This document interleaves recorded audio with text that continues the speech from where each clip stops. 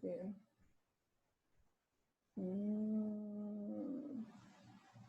Oi, quem tá aí? Deixa eu ver. Mas estou apenas fazendo uma...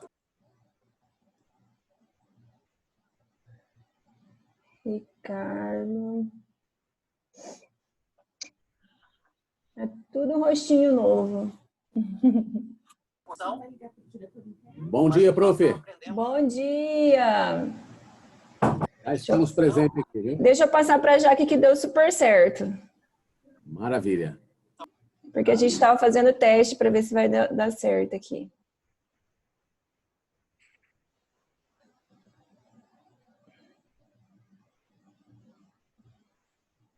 Bom,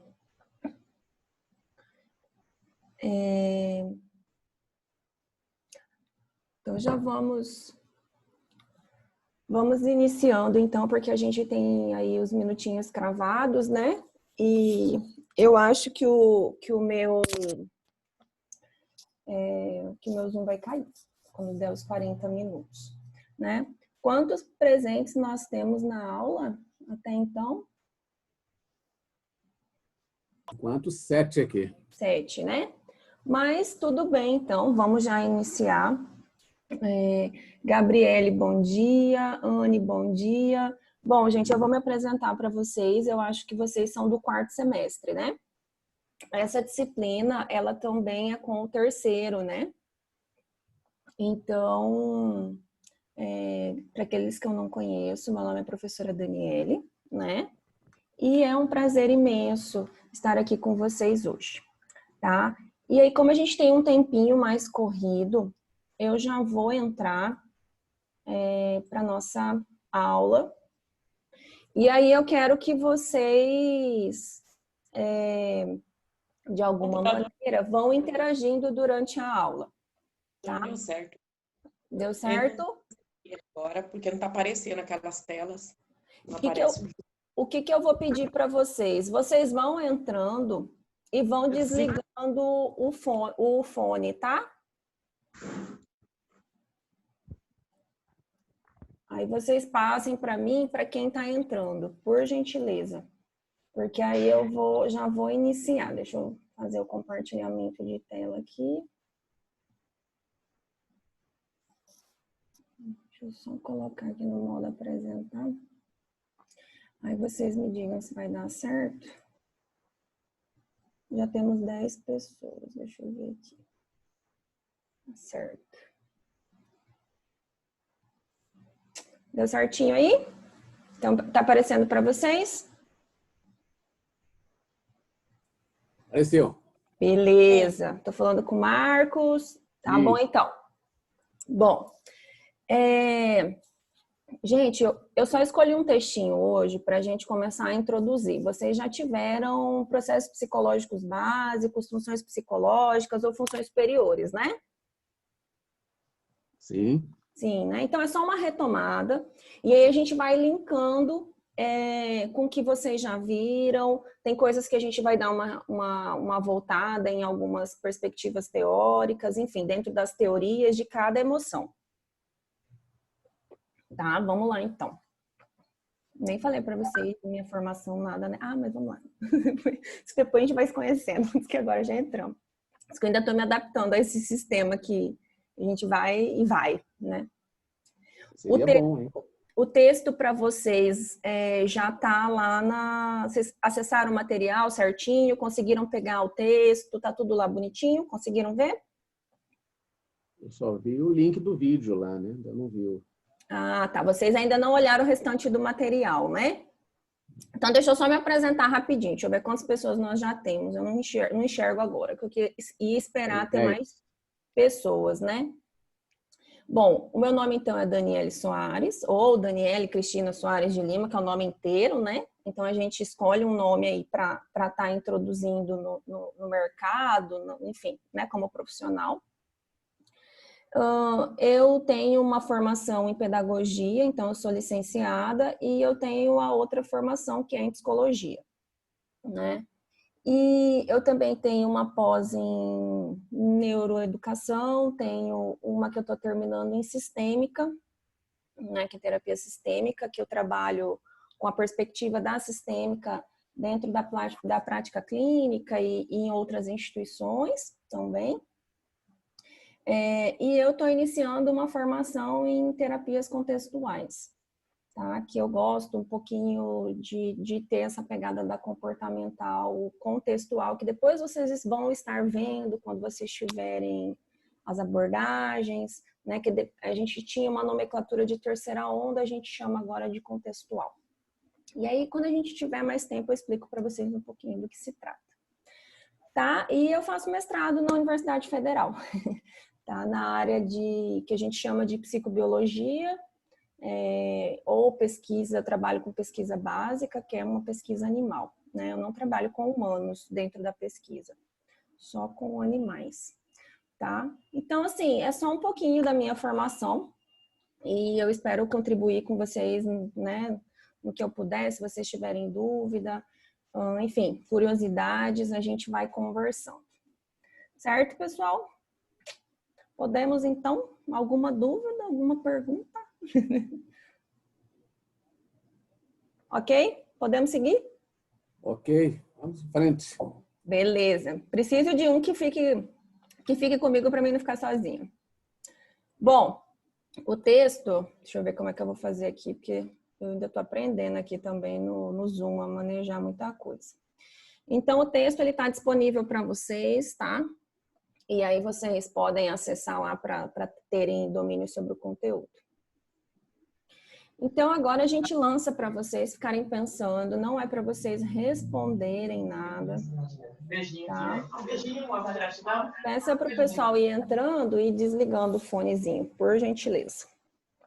Então, a gente lança uma questão norteadora para vocês pensarem, né, nas aulas aí. E daqui para frente, ou a partir das próximas aulas, aqui eu tive mais tempo para mim poder estar planejando, né, como quarta e quinta-feira. Então, eu consigo fazer isso. Bom, e a questão norteadora desse texto é: por que a mediação e interação são conceitos fundamentais para a teoria sociohistórico-cultural?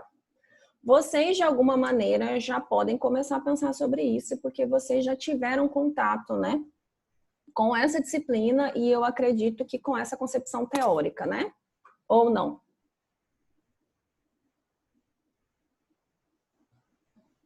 Quem tá aí? Tudo bem com vocês? Já viram, não viram? Novidade?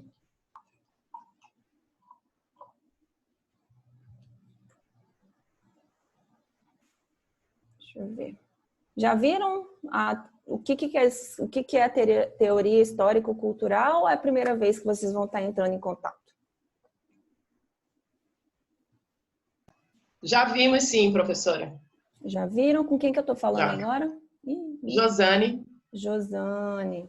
Josane, desculpa. Aqui não mostra quem fala. Então eu fico bem perdida.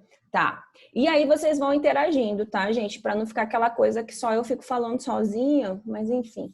Vamos lá. As funções psicológicas superiores, tais como... Aí a gente tem várias nomenclaturas, tá? Funções psicológicas, funções... Aqui eles chamam de funções psicológicas superiores, que é uma nomenclatura da histórico-cultural.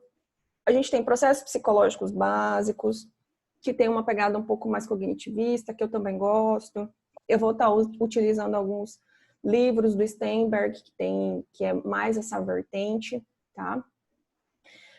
Tais como atenção, memória, imaginação, pensamento e linguagem são organizadas em sistemas funcionais, cuja finalidade é organizar adequadamente a vida mental de um indivíduo em seu meio. Então, na segunda metade aí do século... deixa eu só ver um negócio aqui. Do século XX, houve grande repercussão, né, das teorias de três autores. O Jean Piaget, que vocês já tiveram contato em desenvolvimento, nos processos psicológicos 1, o Henri Vallon e o Lev Vygotsky, né, sobre a origem dos processos, baseado no estudo aprofundado de psicologia infantil. Estes autores assumiam uma posição materialista e defendiam uma perspectiva genética, né? Então, já é uma coisinha que vocês viram, né? Aí nessa primeira disciplina aí, né?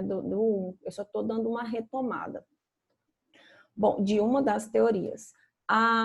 No texto, ele vai estar organizando para vocês um pouquinho desses três autores ali na introdução, tá? E eu trago para vocês isso dentro do slide, né? Então, ele fala de Piaget um pouquinho, né? Que é uma tendência hiperconstrutivista. Esse é o olhar desse artigo, tá? Então, assim, conforme vocês vão pegando vários artigos, um contribui com mais alguma coisa, outros com menos, mas enfim, depende de qual que é a ênfase que ele está dando. Então, ele tem uma ênfase no papel estruturante, né? Então, ele preocupa-se com estruturas e nas leis de caráter universal. E propôs o quê? Uma espécie de embriologia da inteligência, que é a psicogênese, que a gente usa muito isso dentro do sistema educacional. Então, de maneira geral, quando a gente olha para a linha do desenvolvimento, a gente vê o Piaget como aquele que a gente pensa, primeiro, o biológico, eles têm que estar suficientemente preparado para que você possa receber aprendizagem. E aí ele propõe os estágios do desenvolvimento para a idade, né? Então, o sujeito, a gente espera-se que o sujeito, em tal idade, no estágio de desenvolvimento, esteja preparado para receber essas informações. Então, a gente sempre tem essa pegada.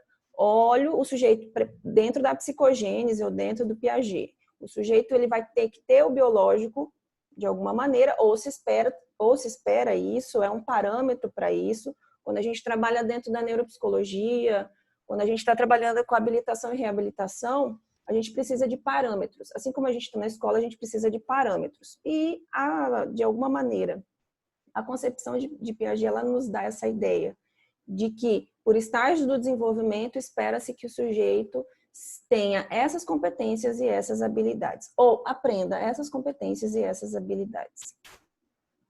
Alguma dúvida? Bom.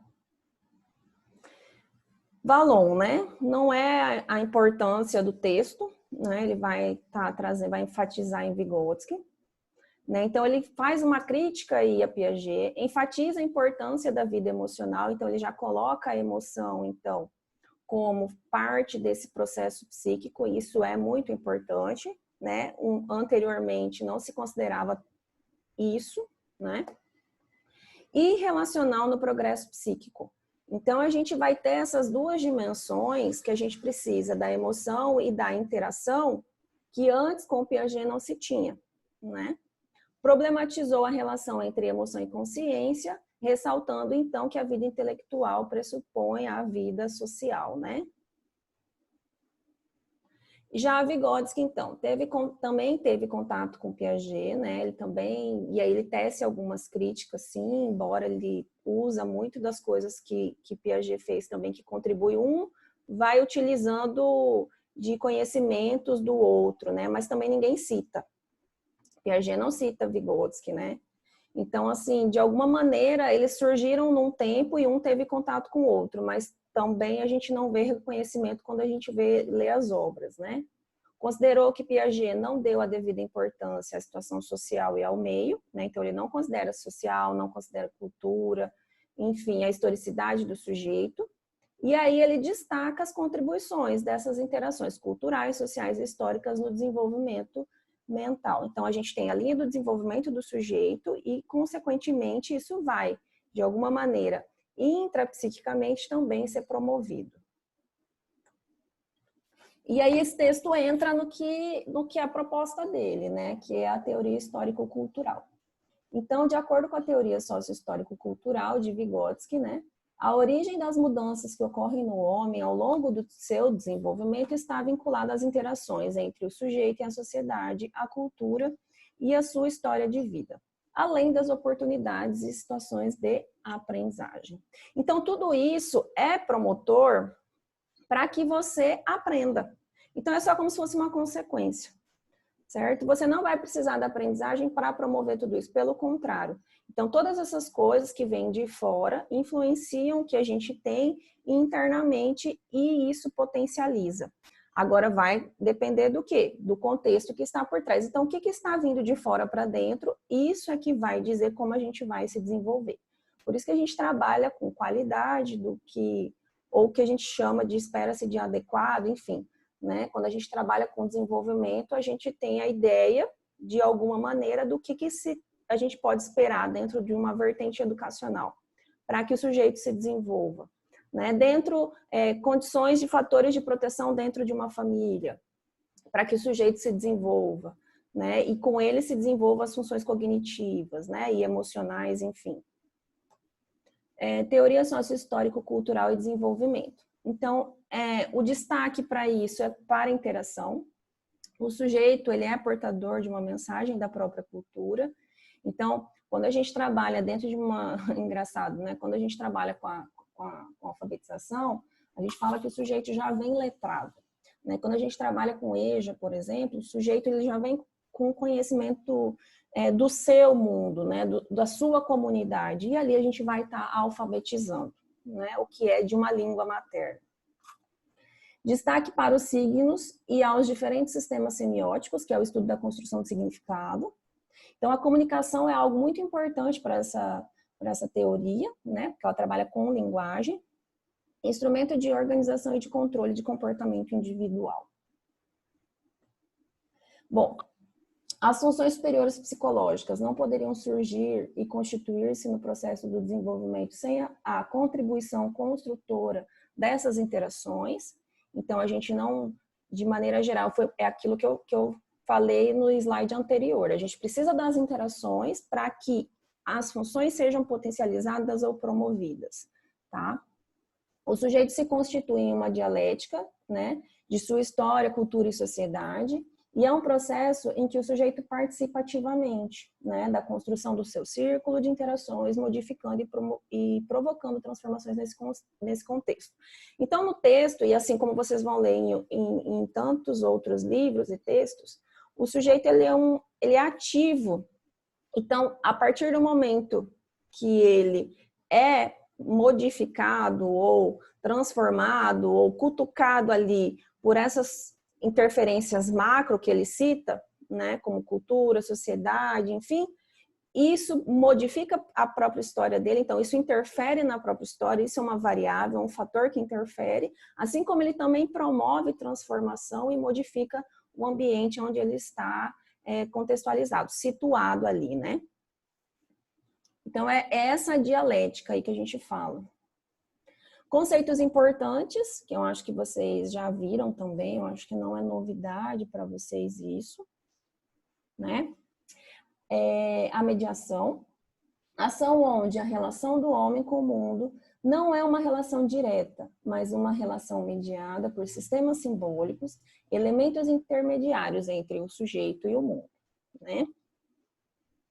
Então, a mediação a gente está utilizando nas relações com um instrumento que, de alguma maneira, vão promover essa interação e aprendizagem. A formação dos conceitos concebe que a linguagem não exerce apenas o papel de instrumento de comunicação, uma vez que esta permite ao homem formular conceitos, mas, sim, também abstrair e generalizar a realidade através das atividades mentais complexas. O que isso quer dizer? Que o sujeito chega a um tempo no desenvolvimento que ele sai do concreto e vai para o abstrato, ou vai para o simbólico, que a gente chama. Então, de maneira geral, quando a gente é muito pequenininho, a gente precisa muito mais o quê? Palpar, né? Então, é mais tato. Então, eu preciso ver para mim poder associar. E isso a gente vai estar vendo dentro do desenvolvimento, vocês já viram, né? No 1, por exemplo, quando a gente trabalha com a infância. E a gente vê também nessa disciplina. Porque com o tempo, se eu já sei que um celular é um celular, né? Eu sei que tem um nome, eu sei o que é o objeto, e com o tempo eu vou me apropriando das funções desse celular. Então, com o tempo, quando eu já sei que quando eu falo celular, quando eu escuto o celular, então eu falei a palavra, escrevi, me apropriei de todo o sistema da escrita, da linguagem, né? Que é escrita, oralidade e leitura, né? Me apropriei de todo esse processo. Sei que celular é celular. Escuto celular, sei que é celular. Então, eu não preciso pegar o celular para mim saber que é o celular. Eu penso, alguém falou para mim, eu já associei que celular é isso aqui. E eu já sei para que o celular serve. E aí a gente pode falar para as crianças, para que serve o celular? A criança já vai começar a ligar e começar a falar, né? Ou fazer que está falando, chamando o pai, chamando a mãe, enfim. Mas eu não preciso mais pegar, isso é concreto. Quando eu penso e já sei para que serve, e aí eu posso subverter a função de um objeto, quando a criança faz isso, ela pode pegar um mouse ou ela pode pegar, por exemplo, qualquer outro objeto e fazer de conta que é um celular. Por quê? Porque ela já sabe o que é um celular aqui na cabecinha dela. Isso é quando a gente começa a realizar as atividades mentais complexas. Isso é simbólico. Quando eu não preciso pegar o celular, eu já pego, subverto outros materiais para que seja esse celular, para que eu faça de conta que seja um celular, eu faça isso aqui, eu já sei que é um celular. Entende? Então, isso é eu ir para o simbólico. Eu já sei a ação e a funcionalidade, eu já sei o que é o objeto. Mas eu também posso subverter outros objetos, fazendo de conta que também é, dependendo da idade mental do sujeito. Tá? Então, a gente sai do concreto e vai para o simbólico. No campo das relações, no campo até o nosso cognitivo. Né? Isso também é um desenvolvimento intra. Bom, no desenvolvimento infantil, então as crianças, deixa eu passar para cá agora. As crianças, desde o nascimento, estão em constante interação com os adultos, isso é o que se espera, tá, gente? Que ativamente procuram incorporá-las às suas relações na sua cultura. E as crianças, elas não aprendem só com os adultos, né? A gente já sabe disso.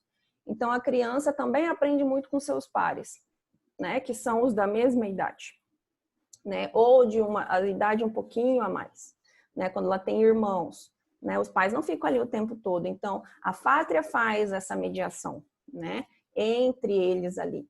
Então, de maneira geral, ele só quer dizer que, de alguma forma, o adulto ou os pares também mediam no processo do desenvolvimento infantil. Ou um instrumento, como a gente tem hoje, um celular, um computador, enfim. Na adultez dos adultos, permite que os processos psicológicos mais complexos tomem forma, primeiro interpsiquicamente e em seguida intrapsiquicamente. Muito voltado para a teoria novamente. Então, é de fora para dentro.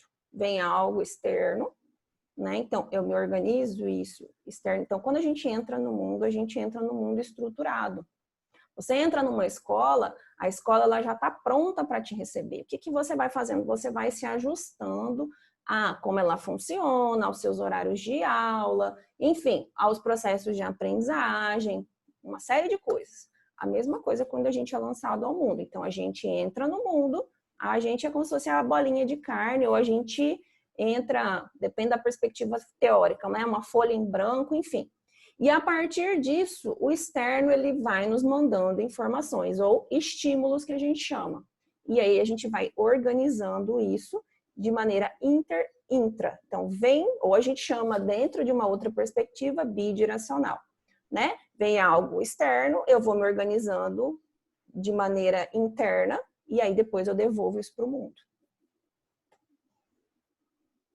Deixa eu só organizar aqui.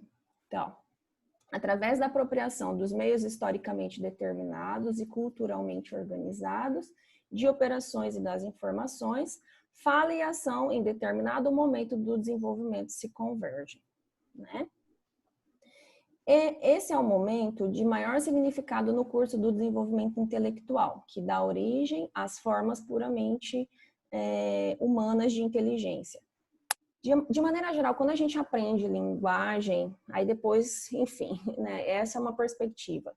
Que para essa ela dá ênfase na linguagem, mas a gente aprende pela oralidade, né? E a gente precisa ter audição para isso também, né? Talvez se fosse um surdo, o desenvolvimento cognitivo dele na verdade, não seria, é diferente do ouvinte, né? Então, a gente não tem, de maneira plena, o desenvolvimento de todo o processo cognitivo, né? Porque falta o quê? Falta o som, né? Então, ele não tem ali o som para poder estar ouvindo, interagindo e se apropriar de outros processos e se apropriar de todo esse sistema simbólico que a gente chama, né? Mas, de maneira geral, a gente entra no mundo ouvindo, né? E a partir disso, só que a gente também é muito visual, né? Que aqui ele enfatiza o quê? É linguagem. Quando a gente trabalha com surdez, a gente vai enfatizar o quê? Visão, né? Então, se a gente for trabalhar com surdo, cego, a gente vai trabalhar com tato. Então, a gente vai entendendo também, dependendo da condição do sujeito ou das limitações que esse sujeito apresenta, qual que é o tipo de sensação que vai estar dominante, para a gente poder potencializar tudo isso, tá? Aqui a gente está falando em condições ideais, né? De um sujeito que é ouvinte e também ele tem visão, né? Os conceitos, ele traz o conceito de síntese também, que é bem legal, né? Que através da interação bidirecional e das relações, a gente vai estar sempre surgindo dentro dessa interação a síntese, que é algo novo.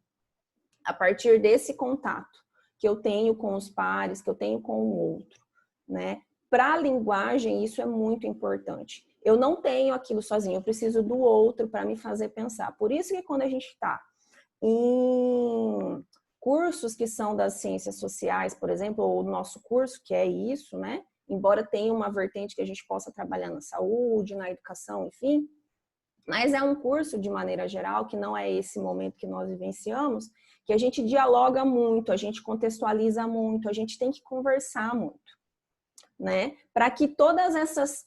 A gente, às vezes, já tem até uma síntese, de alguma maneira, já elaborada. Então, por exemplo, vocês viram Processos Psicológicos 1. A partir do 2, isso se amplia, porque são apresentados para vocês novos conhecimentos ou conhecimentos que agregam aos que vocês já têm, e isso se amplia, tá? Então, é esse movimento que nós temos na vida. Eu tenho um conhecimento, eu vou lá e troco com você que tem um parecido, e a gente conversa e dialoga sobre isso.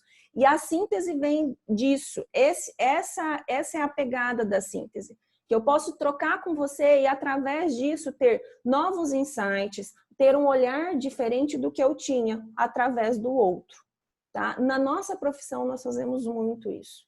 Ser psicólogo é ter que fazer esse movimento constantemente. Não é passivo. A psicologia, ela não pode ser passiva. Eu não posso sentar e ficar ouvindo. Eu tenho que dialogar, eu tenho que interagir, eu tenho que fazer troca.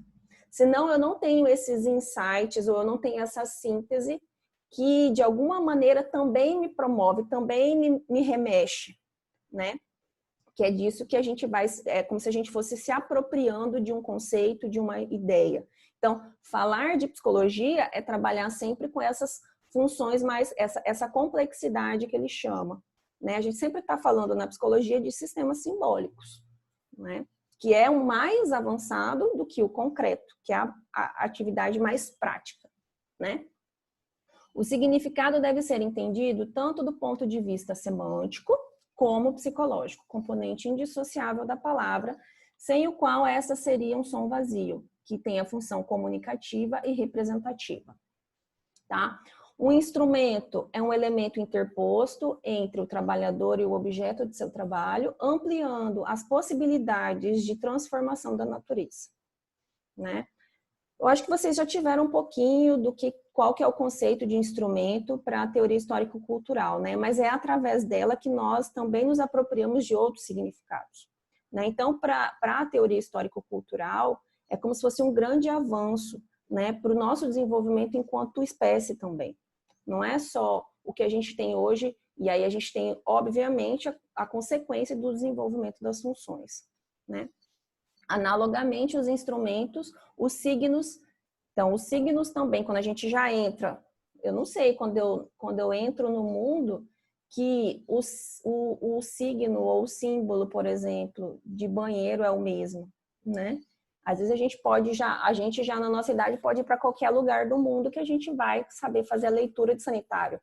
Quando a gente está introduzindo no papel, a gente está nos estágios do desenvolvimento na infância, a gente ainda está se apropriando de tudo isso, né? E aí isso também nos possibilita a gente transitar entre esses códigos que existem no mundo, esses signos que existem aí, que de alguma maneira também são universais, tá? E aí ele também fala, né, que são meios auxiliares no campo psicológico e são instrumentos também da atividade psicológica, Bom, aqui ele traz um pouquinho no resumo do que o Luria, ou Leontiev, o Luria, eu acho, ou o Leontiev, ele coloca a topografia, né, aonde se está o lobo frontal, o diencéfalo e quais são as funções, né? Deixa eu passar aqui, fiz 2. Então, o diencéfalo age como um centro primário para o processamento de informações sensoriais e de controle autonômico, né? Essa região temporo-parieto-occipital é responsável ao mesmo tempo pelas inteligências lógico-matemática, linguística e espacial.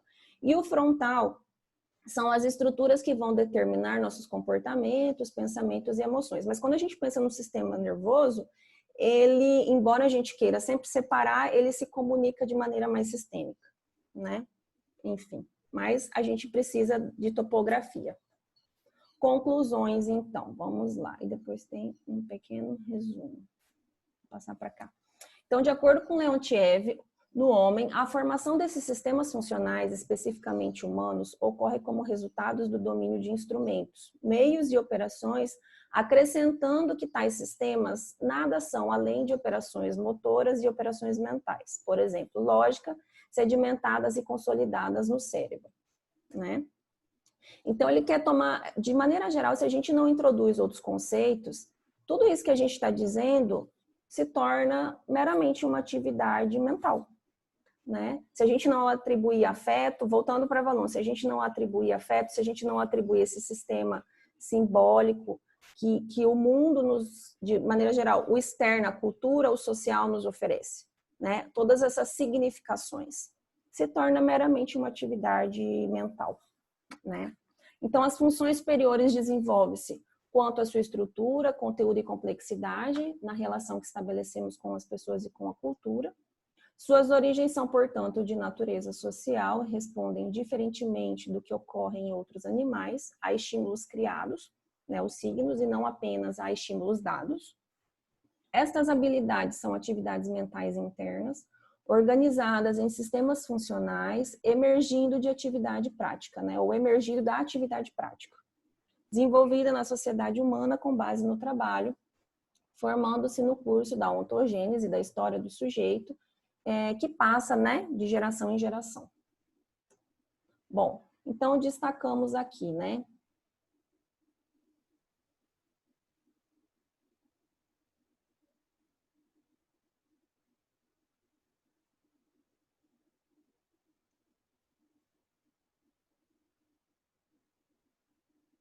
Não estamos te ouvindo não, viu, prof? Ficou mudo aí.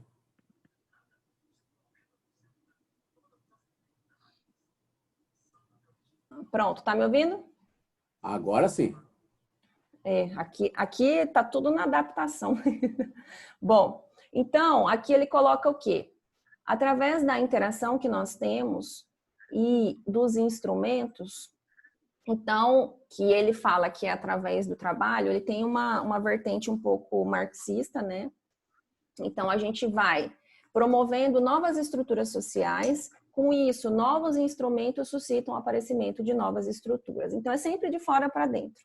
A gente tem essa mediação, então ele traz a interação, traz a mediação, que é um instrumento que promove novas estruturas sociais, e com esses novos instrumentos aparece o quê? Novas estruturas cognitivas, tá? Desse modo, o ser humano relaciona-se com o mundo e a coletividade onde vive e vai construindo seu conhecimento através da interação mediada por diversas relações intra e interpessoais, né? Durante muito tempo, face aos trabalhos de Piaget, colocou-se excessiva ênfase no processo de construção da consciência como um fenômeno autoestruturante, né? Então, a gente sabe que hoje isso não se organiza sozinho. Então, as funções psicológicas, os processos psicológicos básicos, essa teoria ela vem dar esse olhar para a gente. Ela não consegue se organizar sozinha sem um estímulo externo, né? Então, se esse externo não estiver bem preparado, ou ele for pobre, não for enriquecido, a gente não desenvolve nada. Se a gente tira o sujeito de um contexto em que ele não oferte estímulos que promovam o desenvolvimento de maneira saudável, a gente vai ter consequência do quê? de coisas em que vão trazer risco para ele ou não desenvolvem nada, não vai desenvolver inteligência, não vai desenvolver uma série de coisas que a gente precisaria, né? Então a gente vai, que a gente chama de empobrecido. O sujeito ele não se desenvolve. Se a gente tira o social, se a gente tira a interação com o outro, a gente também tem déficit nessas habilidades, né? O sujeito ele não sabe como se relacionar. Então, de alguma maneira, essa visão ela vem trazer que o ambiente, o contexto, o social, ele tem que estar enriquecido. E a gente tem que pensar nisso quando a gente trabalha, por exemplo, com as teorias do desenvolvimento e com essa também. Embora não se discorde de que a atividade do sujeito seja básica para este fim, há razões para se crer que as origens da vida consciente e do pensamento abstrato devem ser procuradas na interação do organismo com as condições de vida social e nas formas histórico-sociais de vida da espécie humana. Então, voltando para a mesma questão, então ele bate nessa tecla, né? Os processos superiores humanos são mediados pela linguagem e estruturados não em localizações anatômicas fixas no cérebro, mas em sistemas funcionais dinâmicos e historicamente mutáveis. Então, de maneira geral, ele vai trabalhar com a função. E através do desenvolvimento dessas funções é que a gente vai se desenvolvendo ainda mais. Que quando a gente, daí vocês já tiveram em outras disciplinas que o cérebro também ao longo do tempo foi se desenvolvendo, foi aumentando o seu tamanho. Por quê? Através da estimulação, né? Assim, a linguagem é um instrumento do pensamento humano, uma vez que se apropria de conceitos e signos, e o plano da consciência não pré-existe, mas se constrói e tem sua origem na vida social, né? Então, ele retoma aqui algumas coisinhas e é isso. Deixa eu ver como é que sai da compartilhamento de tela. Aqui. Como é que volta? Professora, não estamos ouvindo nada. Não está me ouvindo? Oi. Eu tô... Começou a quebrar. A voz picando. Faz horas já que não conseguimos ouvir. Estávamos ouvindo, mas tudo cortado, a voz não dá para entender. E agora está mudo. Para mim o som tá ativo, tá, gente? Rose, aqui para mim tá tudo normal. Talvez seja seu aparelho. Para mim também. Tá, para mim tá ativo, então assim, eu não sei bem o que seja. Como a gente tá ainda se adaptando, né? Mas para mim aqui tá ativado, tá? Uma hora mesmo desativou, mas eu já voltei a ativar. Gente, e vocês, tudo bem? Tranquilo para vocês? Como que é aí o início de semestre, entrando já na disciplina? Tudo normal.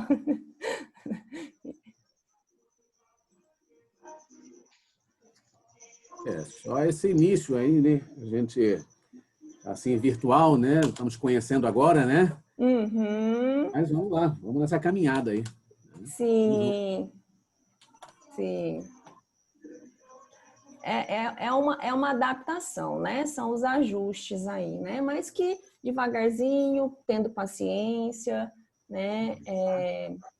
A gente vai conseguindo juntos, né? Ficou alguma plano dúvida? de ensino? Ainda estou fazendo, gente. A gente teve, de maneira geral, a gente só teve a notícia do fechamento das disciplinas final de semana, né? Então, são coisas que a gente ainda tem um tempo, porque a gente entrega primeiro para a coordenação, tá? Depois que a coordenação aprova, que nós entregamos para vocês. Certo? Então, depois que eu entregar para a coordenação, em algum momento eu encaminho para vocês, tá? E aí a gente já faz isso logo em seguida. Então, fiquem muito tranquilos quanto a isso. Mas, em relação ao que vocês vão estar vendo, como vocês estão nesse sistema domiciliar, vocês sempre têm disponível, né? O material de vocês que está no Mentor aí, então vocês já têm o texto base, né? O artigo está lá para vocês lerem e se apropriarem do conteúdo, né? Já está lá para vocês. E os slides também estão lá e isso é só o material de aula, então eu não gosto que os alunos daí compartilhem porque é uma produção nossa, então fica aqui, né? É algo que eu fui fazendo, então é só para aula, tá? Vocês têm a disponibilidade deles, eu coloco em PDF, para quem é meu aluno aqui já está ciente, né? E os slides que vocês viram é o que está lá para vocês estudarem, se vocês quiserem, mas também tem o artigo, tá? E tem também o vídeo, né? Que nós vamos estar aí fazendo para ajudar vocês em algum outro momento. Mas é muito parecido com a aula, né? Que vocês vão estar vendo. Alguma dúvida, pessoal?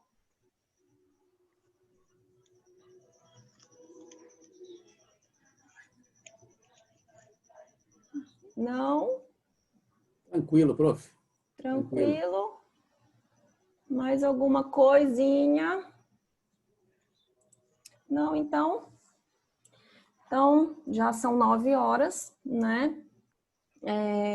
Eu aguardo vocês, então. Já vou encerrar, já que tá tudo tranquilo, né? Qualquer coisa a gente tá por aqui, né? Eu sei que a gente está se conhecendo agora, para a maior parte de vocês, mas é um prazer estar com vocês, iniciar esse semestre. É um semestre atípico, né?